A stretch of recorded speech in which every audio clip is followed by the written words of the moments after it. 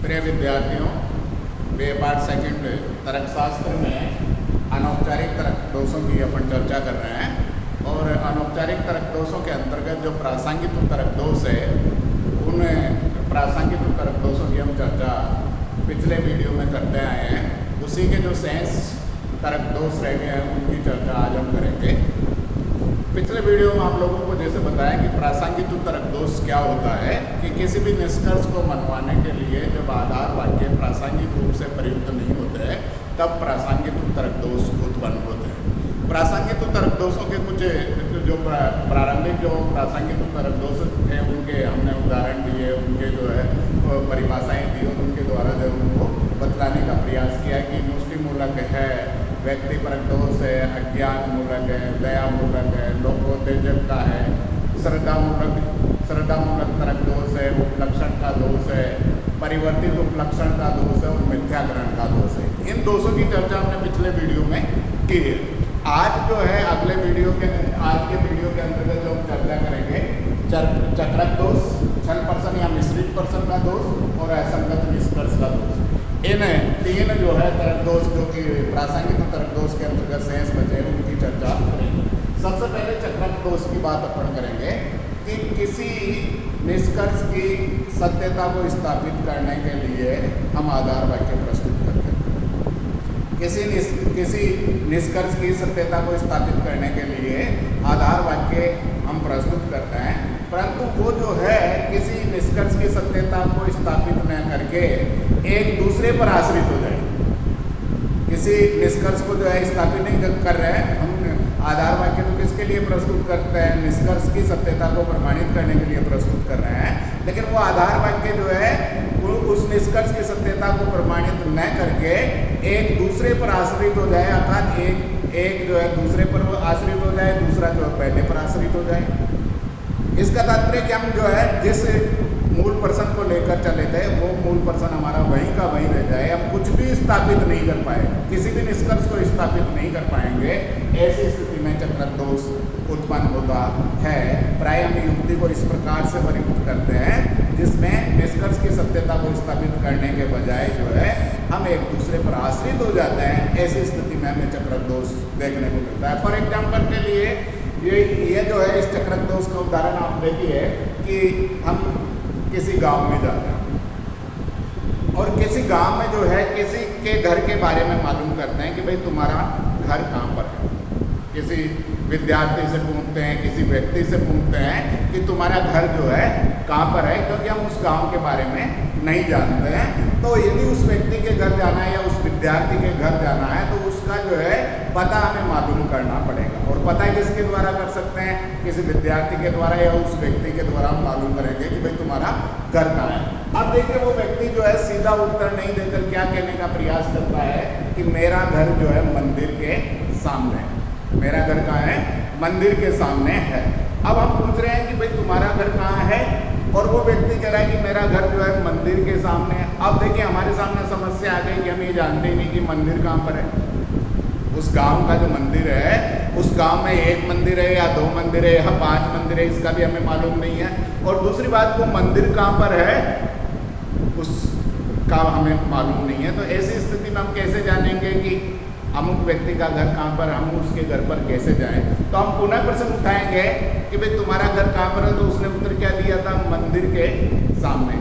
अब हम पुनः प्रश्न उठाएंगे कि भाई तुम वो मंदिर कहाँ पर है, मंदिर कहाँ पर है, तो वो व्यक्ति कहेगा कि मेरे घर के सामने। घर की बात कर रहे हैं तो मंदिर के सामने बता रहा है, मंदिर की बात कर रहे हैं तो किसके सामने बता रहा है? घर के सामने। तो यदि हम उनसे पूछे हैं कि भाई ये दोनों कहाँ पर है, तो वो जवाब देता है कि दोनों आमने सामने। तो ये जो उदाहरण हमें देखने को मिल रहा है कि हम किस चीज़ को स्थापित करना चाह रहे हैं, किसी युक्ति को जो है इस प्रकार से प्रयुक्त कर रहे हैं कि उसके लिए जो आधार वाक्य जो है उसकी सत्यता को प्रमाणित करने के लिए हम प्रयुक्त कर रहे हैं, वो कुछ भी स्थापित नहीं कर पा रहा, वरन जिस उद्देश्य को लेकर चले थे हम वहीं के वहीं पर रह गए। तो ये उदाहरण जो है चक्रक दोष के उदाहरण जो है, एक वाक्य जो है दूसरे वाक्य पर आश्रित हो जाता है, दूसरा वाक्य जो है पहले वाक्य पर आश्रित हो जाता है। ये चक्रक दोष जो है मजाक से अधिक अच्छे नहीं है। सामान्य रूप से हम मजाक करते हैं कि किसी व्यक्ति को घर नहीं बताना, तो इस तरह का मजाक करते हैं। तो ये जो चक्रक दोष का उदाहरण हम देख रहे हैं, से अधिक अच्छे हमें देखने को नहीं मिलते।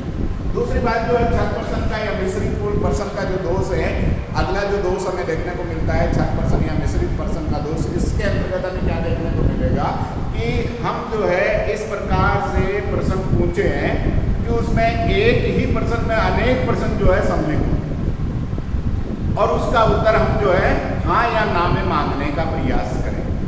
एक ही प्रश्न में जो है बहुत सारे जटिल प्रश्न जो है छिपे हुए रहते हैं और उस प्रश्न का जो उत्तर हम क्या किस में मांगने का प्रयास करें, हाँ या ना में मांगने का प्रयास करते हैं। यदि उस प्रश्न का जो है विश्लेषण किए बिना हम जो उत्तर देंगे तो ये हमारे सामने एक छल की स्थिति होगी, एक जो है विकट स्थिति होगी। हम जो है यहाँ पर जो है अपराधी को निरपराधी घोषित कर सकते हैं या निरपराधी को अपराधी घोषित कर सकते हैं। ऐसी स्थिति हमें देखने को मिल सकती है। फॉर एग्जाम्पल के लिए मैं आपको उदाहरण दूँ कि आपसे पूछा जाए कि क्या आपने अपनी पत्नी को पीटना छोड़ दिया, क्या आपने अपनी पत्नी को पीटना छोड़ दिया। यदि आप जो है तुरंत उसका उत्तर दें तो या तो हाँ में उत्तर देंगे या ना में उत्तर देंगे। यदि हाँ में उत्तर दे रहे हैं कि मैंने अपनी पत्नी को पीटना छोड़ दिया, इसका तात्पर्य क्या है कि व्यक्ति पहले अपनी पत्नी को पीट रहा है, यह इससे साबित हो गया। दूसरी बात कि नहीं छोड़ा तो वो वैसे अपराधी हो गया कि अभी भी वो पीट रहा है। तो दोनों ही स्थितियों में यह व्यक्ति जो है एक ऐसी स्थिति है कि वो प्रश्न का उत्तर हाँ में दे तो भी जो है गलत साबित हो सकता है, नहीं में दे तो भी वो गलत साबित हो सकता है। तो ये इस प्रकार के प्रश्न है जिसमें एक ही प्रश्न में अनेक प्रश्न उलझे हुए होते हैं और उनका जवाब यदि हम हाँ या ना में देने का प्रयास करेंगे तो हम जो है उसका सही ढंग से विश्लेषण नहीं कर पाएंगे, हम सही जो है उसका जो है मूल्यांकन नहीं कर पाएंगे और हम जो है एक उलझन में फंस जाएंगे या उलझन की स्थिति में हम हो जाएंगे। तो दूसरी स्थिति हम देखें कि आपने चोरी का धन कहाँ पर छुपाया। वकील जो है अदालतों में प्राय इस प्रकार के प्रश्न पूछता है कि आपने चोरी का धन कहाँ छुपाया। जब आपने चोरी ही नहीं की तो ये प्रश्न निरर्थक स्थिति में है कि आपने चोरी का धन कहाँ छुपाया। यदि आपने हाँ या ना की स्थिति में उत्तर दिया तो आप अपराधी साबित हो जाएंगे। आपने गवाहों को जो है कहाँ छुपाया है, इसका तात्पर्य हाँ हमने गवाह को छुपाया या नहीं छुपाया। तो दोनों ही स्थिति में यह स्पष्ट हो रहा है कि हमने गवाहों को प्रभावित करने का प्रयास किया है।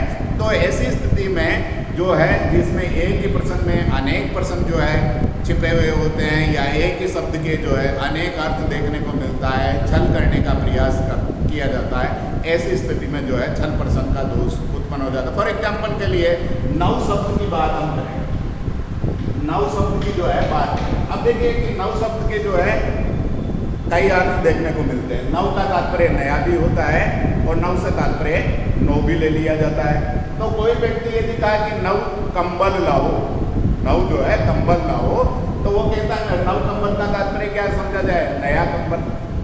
अब कोई व्यक्ति नया कंबल की बात करेगा तो वो कहेगा कि मैं तो नौ कंबल की बात कर रहा था है?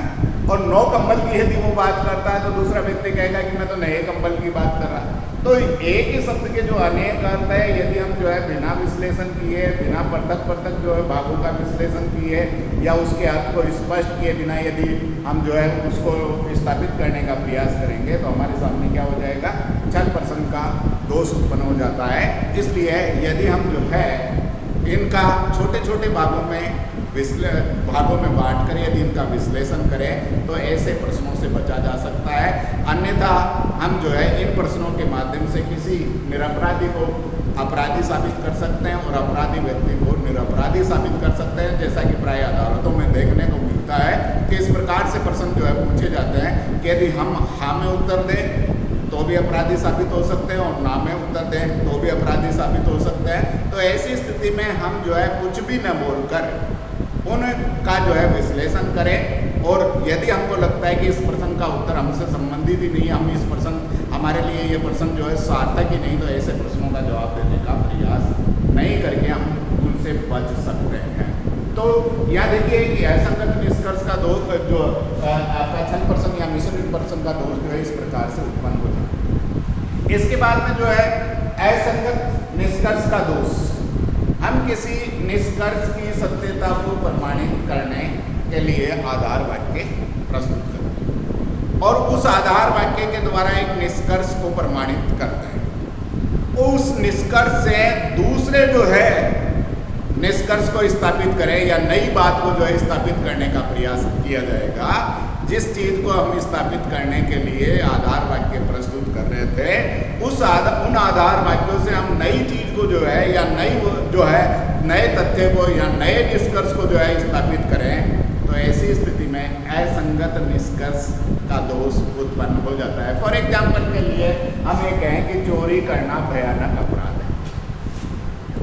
एक अपराध आधार वाक्य से हमने एक निष्कर्ष स्थापित किया, क्या कि चोरी करना जो है भयानक अपराध है, और उसके आधार पर जिस व्यक्ति को हम समझाने का प्रयास कर रहे हैं कि चोरी करना भयानक अपराध है, यह हमने जो एक कंक्लूजन निकाला, एक निष्कर्ष स्थापित करने का प्रयास किया, और इस निष्कर्ष के आधार पर हम ये कहें कि अमुक व्यक्ति चोर है। एक जो निष्कर्ष स्थापित किया, उस निष्कर्ष से को क्या कर रहे हैं, उस निष्कर्ष से एक दूसरा निष्कर्ष या दूसरे जो है आधार वाक्य की सत्यता हम स्थापित करने का प्रयास कर रहे हैं कि अमुक जो है चोरी करना भयानक अपराध है, अतः हम ये कह सकते हैं कि अमुक व्यक्ति चोर है। यदि हम इस प्रकार से किसी निष्कर्ष की सत्यता को जो है दूसरे निष्कर्ष पर जो है आरोपित करेंगे, तो असंगत निष्कर्ष का दोष उत्पन्न हो जाता है। फॉर एग्जाम्पल के लिए कि किसी व्यक्ति के घर पर चोरी हो गई, किसी व्यक्ति के घर पर जो है चोरी हो गई, तो चोरी के समय जो है चोरी के समय क्या हुआ है कि नौकर नहीं है। सपोज कीजिए कि उसके घर में नौकर रहता है और चोरी जब हुई उस समय नौकर जो है नहीं मिला।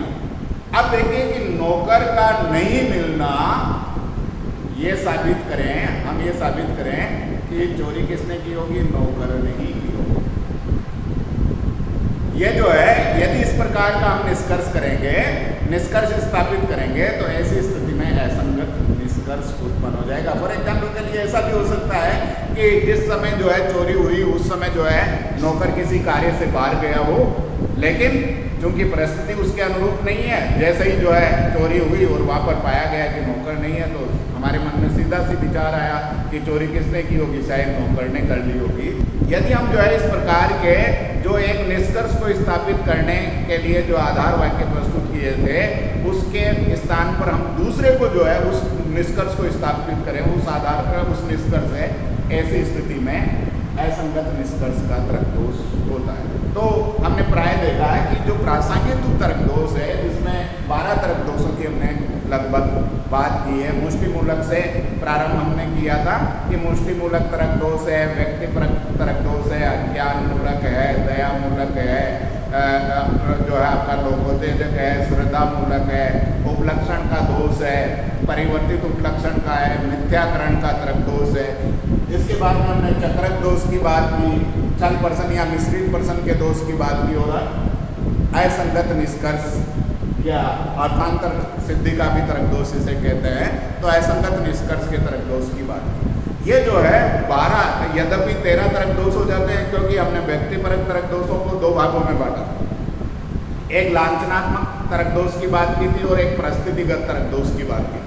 तो यदि इनको मिलाकर यदि हम बात करेंगे तो 13 प्रासंगिक तर्क दोष होते हैं।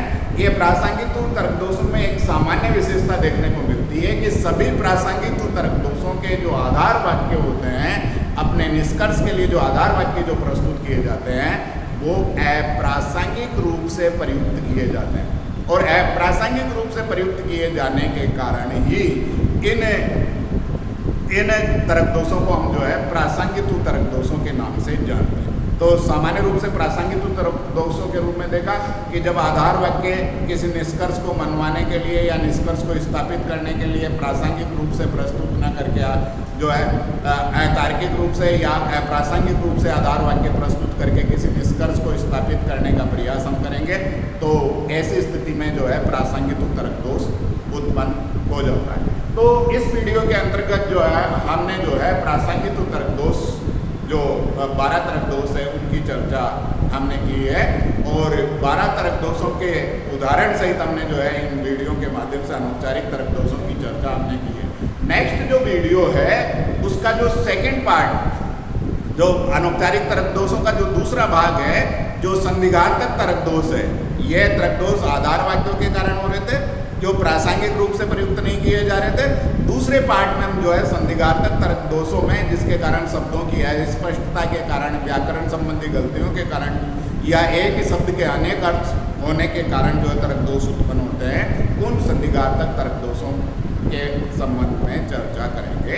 तो आप लोग सभी जो है विद्यार्थी, बी पार्ट सेकंड के विद्यार्थी जो है तर्कशास्त्र के वीडियो को सही ढंग से समझें। नहीं समझ में आता है तो उन्हें देखने का प्रयास करें और फिर जो है आप पुस्तक का सहारा लें। फिर यदि नहीं आता है तो मुझसे संपर्क भी आप कर सकते हैं, लेकिन उससे पहले आप लोग जो है वीडियो को सही ढंग से देखें, पीडीएफ का अध्ययन करें और बुक का सहारा लें। पुस्तक का नाम मैंने पहले ही बताया था, पुनः मैं आप लोगों को बता रहा हूँ। तर्कशास्त्र का परिचय बी पार्ट सेकंड में चलती है, इरविंग एम गोपी की पुस्तक है जो हिंदी में संगम लाल पांडे के द्वारा अनुवाद किया गया, वो पुस्तक आप लोग ले सकते हैं। और क्योंकि आगे चलकर हम तर्कशास्त्र में एक्सरसाइज करेंगे, प्रश्न उत्तर करेंगे, इसलिए बुक्स आप लोग खरीदें ताकि जो है हम एक्सरसाइज अभी यहाँ पर कराएं तो आप लोग उसके साथ साथ में एक्सरसाइज